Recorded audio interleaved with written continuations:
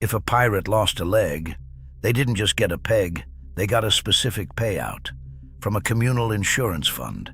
And that's not folklore, that's a written contract. Long before modern governments created labor protections, workers' compensation, or democratic voting rights, a group of outlaws operating beyond the reach of any empire quietly built some of the most sophisticated social safety nets the world had ever seen. They called themselves pirates, and what they created on the high seas would shock you. To understand why pirates built the systems they did, you first have to understand the world they were escaping. In the late 1600s and early 1700s, the period historians call the golden age of piracy, life aboard a Royal Navy vessel or a merchant ship was nothing short of brutal. Sailors were pressed into service against their will. They were beaten for insubordination. They received wages that were sometimes withheld for months and sometimes stolen by officers entirely. If they were injured in service, they received nothing. No compensation, no care, no recognition. They were simply replaced. The captain's word was absolute law. A commanding officer could have a man flogged for looking at him wrong. Rations were routinely cut to pad the profits of ship owners back in London or Amsterdam. Disease was rampant. Death was constant. And not a single man below deck had a vote in any of it. This was the world the early pirates walked away from. Many of them weren't career criminals. They were former sailors. Men who had survived that system and decided, with remarkable clarity, that there had to be a better way. What they built next was extraordinary. Every pirate ship that operated during the Golden Age was governed by a document called the Articles of Agreement, sometimes called the Ship's Articles, or simply the Pirate Code. Before a single voyage began, every man who joined the crew was required to sign it or make his mark on it. No signature, no share of the plunder, no exceptions. These articles were not vague, they were detailed, specific, and legally binding within the community that created them. They covered everything: how the spoils of a raid would be divided, what the punishments were for theft from a fellow crew member, what constituted cowardice in battle, and, crucially, what a man was owed if he was wounded while serving the ship. Bartholomew Roberts, one of the most successful pirates of the era, had articles that specified exact compensation rates for injuries. A man who lost his right arm received 600 pieces of 8 from the common fund. A left arm was worth 500. A right leg, 500. A left leg, 400. Loss of an eye or a finger, 100 pieces of 8 each. These weren't suggestions. They were contractual obligations, agreed upon by the entire crew before the voyage began, paid out of a dedicated communal reserve before any individual shares were distributed. Captain Edward Lowe had similar provisions. So did Calico Jack Rackham. Across dozens of documented pirate crews, the pattern repeats. Written injury compensation, agreed to collectively, enforced by the community. This was workers' compensation, invented by outlaws more than 200 years before most nations made it law. The insurance fund was remarkable, but it was just one part of a broader democratic system that would have looked radical to any European nobleman of the era. On a pirate ship, the captain was elected. That's not a metaphor. The crew would vote, and the man with the most support took command. And critically, that same crew could vote him out at any time. The captain held near absolute authority during battle. Speed, aggression, and decisive command were essential when cannons were firing. But outside of combat, the captain ate the same food as the crew. He slept in the same conditions. He received only a slightly larger share of the plunder.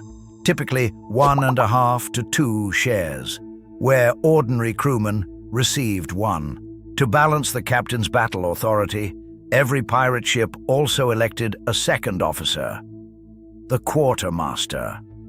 And the quartermaster's job was specifically to represent the interests of the crew against the captain. The quartermaster controlled the distribution of supplies. He resolved disputes between crew members.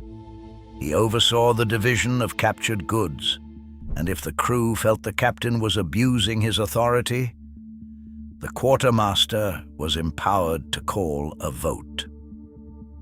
Major decisions, whether to attack a particular vessel, whether to change course, whether to accept terms of surrender from a captured ship, were often put to a vote of the entire crew, not just the officers, every man. In an age of absolute monarchy, divine right and hereditary power, a few thousand men living on ships in the Caribbean and the Atlantic had quietly invented participatory democracy. The financial structure of a pirate crew was just as radical as its governance.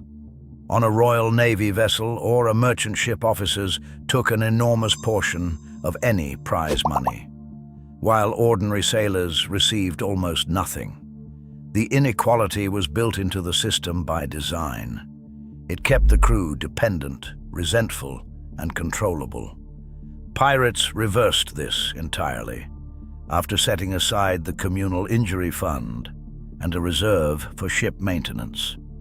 The remaining plunder was divided by shares, and those shares were far more equal than anything in the legitimate maritime world.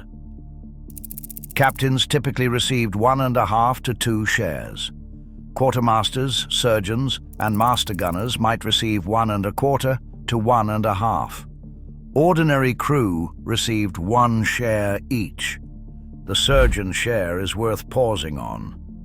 Pirate ships specifically paid their surgeons more than ordinary crewmen because they understood that medical care was a collective resource, a benefit to the whole crew, not just the individual being treated.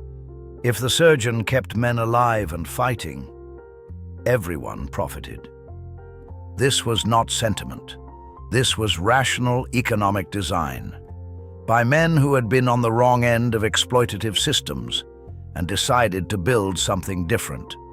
But this history demands honesty about its contradictions.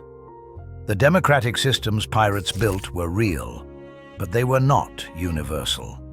Enslaved Africans were frequently taken from captured ships and sold, or pressed into service aboard pirate vessels, with no voice and no vote.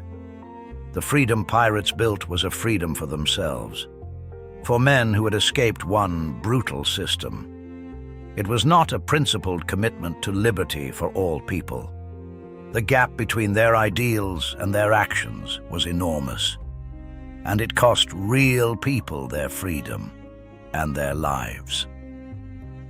The story of pirate democracy is a story of genuine innovation inside a world of violence.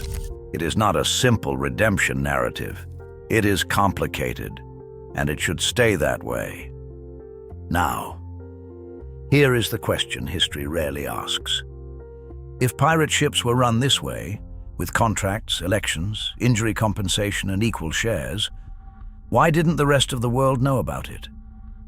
The answer is that the people who wrote history had every reason to make sure it stayed buried.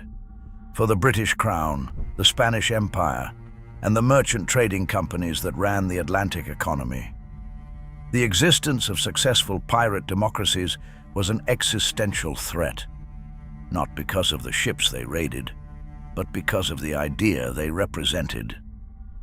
If sailors knew that somewhere out in the Atlantic, men were voting for their captains, receiving compensation for injuries, and sharing equally in the profits of their labor, some of them might start asking why their own ships weren't run that way. So governments commissioned execution spectacles. They hanged pirates publicly in harbors where sailors could watch. They printed pamphlets portraying pirates as monsters, as degenerates, as enemies of civilization. They wrote the history books that turned the golden age of piracy into a story about adventure and treasure, stripping out entirely the political and social experiment underneath. The archives survived. The articles survived. The compensation schedules survived. The records of votes and elections survived. They were simply never taught. When the golden age of piracy ended, when the navies of Europe finally hunted down the last of the great pirate captains, something else ended with it. A brief experiment in self-governance, a working model of mutual aid, a system where the people doing the most dangerous work actually had a say in how that work was organized, and were guaranteed something in return if it broke their bodies. It would be another 200 years before most working people in the Western world would have access to anything like it. The pirates didn't build a utopia.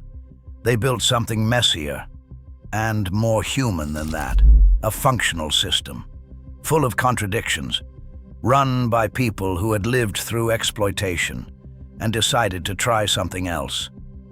The documents are there. The contracts are real. The votes happened. What those men created on the high seas wasn't just survival. It was a vision of how things could be organized differently, written in ink, signed by scarred hands, and sealed with the only authority that mattered to them: the authority of the crew.